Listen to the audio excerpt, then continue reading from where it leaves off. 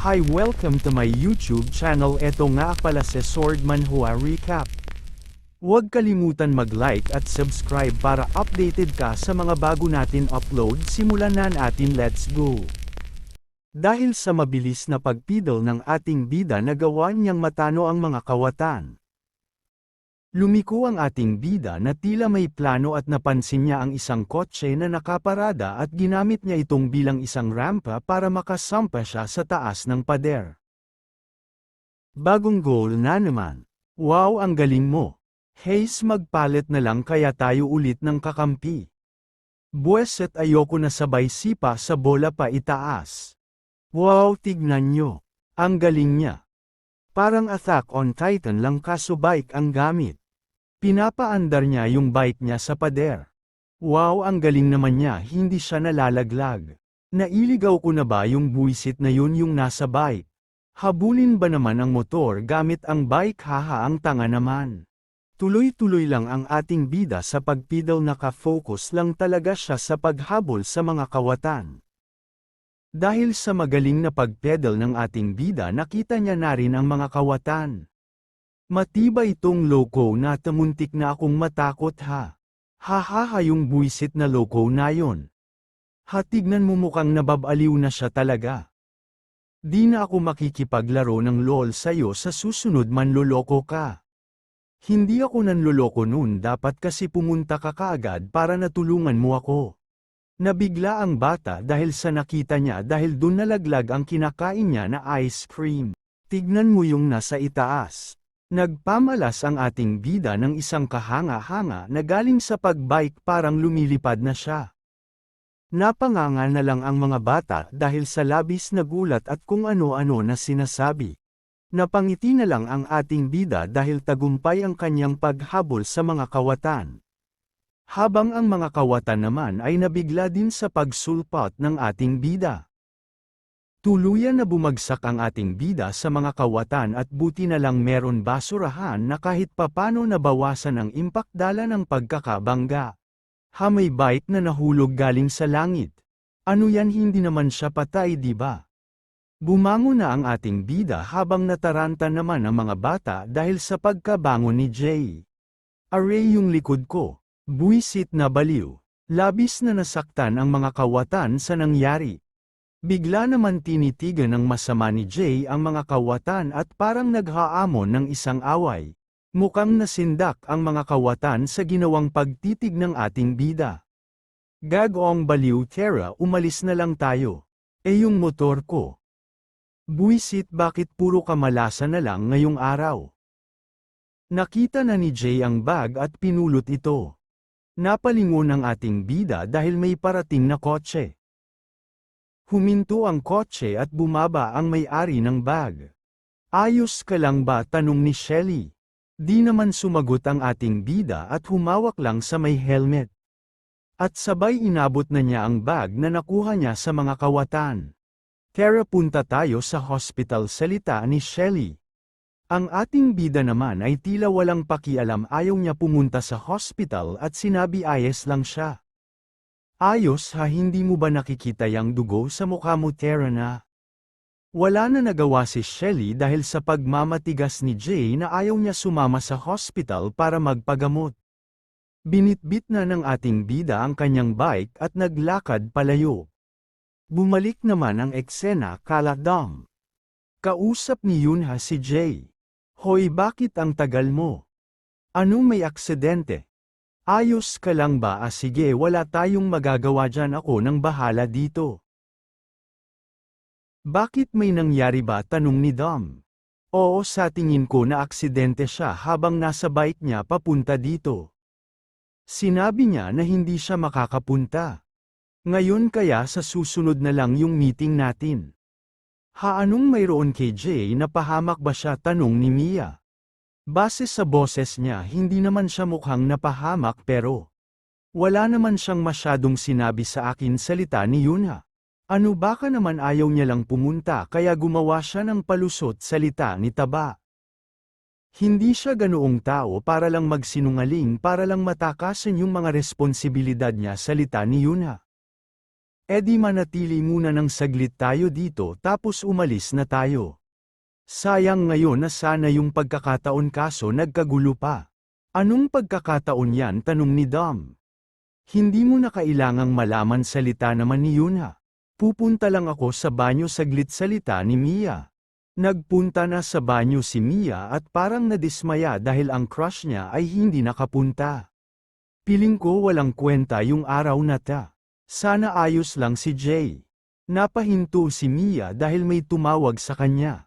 Hey, ang pangalan ko ay si Jay Kim, nagtatrabaho ako bilang fashion artist para sa fashion magazine na. Nagulat naman si Mia. Napadaan lang ako at nakita kita at sa tingin ko bagay ka maging model sa gagawin kong photoshoot kaya umaasa sana ako na baka makapunta ka sa isang photoshoot. Kung ayos lang sa'yo pwede bang tawagan mo ako sa susunod na linggo sabay abot ng card? Kinuha naman ito ni Mia at sinabi sige. Nagpaalam na ang mga magkaka-classmate sa isa't isa. Paalam sa inyo. Kita-kits na lang sa school. Magkita na lang tayo sa school bro. Paalam. Sayang hindi nakapunta si Jay. Nag-ayos ka pa naman para sa kanya ngayong araw. Hihihi, oo nga eh. Ayos lang yan, mayroon pa namang ibang pagkakataon. Napakaswerte ko umagang-umaga na pag-inom ng kape tapos si Yuna pa yung kasama salita ni Dom. Oo nga pala, sino nga pala yung lalaking kausap mo kanina sa harap ng banyo salita ni Yuna? Sinabi niya na isa siyang fashion artist ng magazine nang tinanong niya ako kung pwede ba akong maging model at ibinigay niya sa akin ang card niya. Ano, hindi ba yun yung sikat na magazine? Hahaha, talaga ba salita ni Mia? Bumalik naman ang eksena sa loob ng bahay nila Jay. Si Minu naman mag-isa lang nanood sa TV. Hay nako, ang boring naman pag nasa bahay lang. Samantala naman ang ating bida ay napahinto sa isang bike shop at pumasok siya sa bike shop. Excuse me. Napalingon naman ang may-ari ng bike shop. Sige, tuloy lang. Ipapaayos ko ang bike ko, salita ng ating bida. Ha, ikaw yung nasa karera, di ba? Teka, ano, hindi mo ba ako maalala nung nagkaroon kayo ng bike race noon? Ginamit ko yung scooter ko at kinuhanan ko kayo para sa live internet broadcast Napansin ng may-ari ng bike shop na may sugat ang ating bida at ginamot niya ito. Ayos, tapos na tayo sa first aid. Di ako pumunta dito para sa first aid, yung bike ko ipapaayos ko. Alam ko, pero importante pera na unahin mong alagaan ang sarili mo kesa sa bike mo. Nga pala, kinawawa mo talaga tong bike mo. Yung fork at gulong sa harap wala ng pag-asa. At least maayos pa yung frame mo. So binangga mo yung bike mo kakahabol sa snatcher para lang maisaoli mo yung wallet ng isang babae. Ibang klase Karen pala, no? Bigla napansin ng ating bida ang isang pamilyar na mukha sa picture na naka-display. Meron na naman naalala ang ating bida sa pagkakita niya sa picture. At sa wakas, sa dulo ng mahabang 23 day na paglalakbay, ang huling stage ng Tour de France ay magtatapos na. Kahit na ngayong taon ay ang daming aksidente at pagkamatay sa kabundukan at sprint section. Narito na ang mga atletang naglalaban para sa unang pwesto ng Tour de France. Sa kauna-unahang pagkakataon sa kasaysayan netong tour, isang Koreanong atleta ang sumali at ngayon ay siya ang nangunguna. Ngayon lang tayo nakakita ng gantong puso mula sa isang Koreanong kalahok. At nasa likod niya si Mark, pinakamagaling na sprinter ng England. Si Mark umatake at nalusutin niya agad-agad. Nakikipagpaligsahan siya para sa final sa huling entablado. Habang nakikipagkarera naman ang tito ni Jay, may naalala siya sa mga payo niya sa ating bida. Guys, paalala ko lang backstory ng alaala ni Jay sa kanyang tito. Mayroon ka bang pangarap na gusto mong magawa, salita ng tito ni Jay? Gusto ko maging doktor. Pangarap yan na gusto ng mga magulang mo, ang ibig kong sabihin ay kung anong gusto mong pangarap. Wala naman, dahil estudyante pa lang ako, ang kaya ko lang gawin Sa ngayon ay ang mag-aral ng mabuti gaya ng sabi ng mga magulang ko. Ang pag-aaral na walang kahit anong pangarap ay ang boring na buhay na mayroon ka. Mahalaga naman din ang pag-aaral pero kung may mahahanap ka kung saan ka magaling gawin mo bagay na makakapagpasaya sa'yo. Bagay na makakapagpasaya sa akin. Ikaw mayroon ka bang pangarap?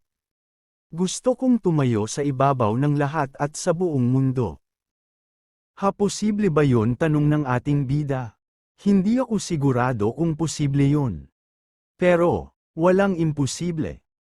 Ang pinakaunang Korean cyclist sa buong history, rider Mahon Mokjo ay nagdiriwang sa kanyang pagkapanalo sa huling entablado. Anak, nasa computer ka pa rin ba? Matulog ka na pagkatapos mong gawin yang takdang aralin mo salita ng mama ni Jay? Opo, sagot naman ng ating bida. Pinatay na ng ating bida ang TV. Ibang klase na gawa ng tito ko manalo. Tuluyan na bumalik ang ating bida sa kasalukuyan. Kilala mo ba siya? Hindi masyadong kilala ang Korea pagdating sa cycling kaya konti lang ang nakakakilala sa kanya. Isa siyang national cyclist, nanalo siya ng first place sa maraming Asian cycling competitions. At nanalo siya sa huling entablado ng Tour de France, ang pangarap ng bawat cyclist. Mahonjo. Kilala mo ba siya, di ba? Oo, tito ko siya. Di ba sabi na yan yung bike na ginagamit niya para mag-ensayo sa kalsada bago siya naging competitive cyclist. Binibigyan ng mga cyclists ng pangalan ang mga bike nila. Tignan mo, nakalagay dito Mahonjo. Kilala mo ba ang tiyuhin ko? Oo naman, gustong-gusto ko siya sa puntong ako na ang namumuno sa fan club niya. Nagbigay naman ng weird face look ang ating bida dahil sa mga narinig niya. Ngayon, paano ko aayusin to? Well, kailangan kong ayusin ang drivetrain at iba pa, kaya bumalik ka pagkatapos ng 2 araw. Sige, babalik na lang ako. Oo nga pala, sandali lang. Gusto mo bang sumali dito? League of Street, magkakaroon sila ng long distance biking competition sa 1 buwan at mukhang magiging malaki to. Ang first place winner ay makakakuha ng 100 million won at ng ticket na kung saan pwede kang makasali sa international riding competition. Sikat na ang mga audition programs ngayon at kahit mga bike competitions ay nagbibigay na rin ng malaking halaga ng pera, kaya ano, interesado ka ba? Hindi ako interesado. Pero kapag nagbago yang isip mo, sumali ka kasama yung mga kaibigan mo. May exams ako sa susunod na buwan kaya wala akong oras para sa mga ganito. Ganun ba? Okay, sige. Sa susunod na lang. Sige, at siguraduhin mong pumunta sa ospital. Tuluyan na nakalabas ang ating bida sa shop. Nang may bigla siyang naramdaman at kinapa niya ang kanyang bulsa at napagtanto na lang ng ating bida na wala ang kanyang wallet, kaya parang nanlamig siya. Bumalik naman ang eksena kay Shelly na kumakanta at hawak ang ID ng ating bida. At bigla may narinig siya na may kumakatok sa kanyang kwarto. Ang kumakatok pala ay ang lolo ni Shelly. Oh, may Shelly. Lolo. Apo ko, na-miss kita. Lolo, may gusto akong hingiin na pabor. May pabor ka na gusto mo sa lolo mo? Sige lang, sabihin mo na. Gusto kong lumipat sa paaralan niyo kahit saglit lang, lolo. Anong nagulat ang lolo ni Shelly sa narinig niya? Bumalik naman ang eksena kala Mino at Jay. Anong nangyari sa mukha mo? May aksidente bang nangyari? Oo, salita ng ating bida. Paano ka ba nadidisgrasya bawat araw? Nasaan na yung bike mo? Nasa repair shop. Repair shop, edi yung bike mo na disgrasya din. Oo. Edi hindi ka muna makakapag-bike, ha? Sandali, edi ako lang mag-isa ang sasakay ng bike bukas. Habang nag-uusap ang dalawa, pinakita naman kapatid ni Jay at ang pusa na tila mahimbing ang tulog kahit may maingay. Ano ba kasing ginawa mo? Nakatulog ka ba habang nasa bike? Salita ni Mino. Wala ako sa mood kaya layuan mo ako, salita ng ating bida. Bumalik naman ang eksena sa loob ng classroom ng ating bida. Kumusta ka na? Nag-alala kaming lahat sa'yo kahapon nung narinig namin yung tungkol sa aksidente. Lalo na si Mia. Bigla na lang dumating si Mia at tinakpan ang bibig ni Dom. Sobrang saya ko na makita kang maayos ka pa rin. So anong nangyari sa'yo nung papunta ka sa cafe kahapon? Wala naman yun, kaya kalimutan nyo na lang, mag-aral na lang kayo o kahit ano. Bigla na lang dumating ang guro nila at may gusto sabihin sa lahat. Class, umupo muna kayong lahat. Pero bakit break time pa naman namin? Salita ni Dom na nagtataka. May announcement ba? Salita ni Yunha. Sige, makinig ang lahat. Simula ngayong araw may bago tayong estudyante. Wow, bagong estudyante, foreigner ba yan? Ayos sana kung babae yan. Pumasok ka na at huwag ka nang mahiya. Naglakad na si Shelly papasok sa loob ng classroom. Lumingon si Shelly sa mga classmates niya. Napahanga ang mga kalalakihan sa gandang taglay ni Shelly.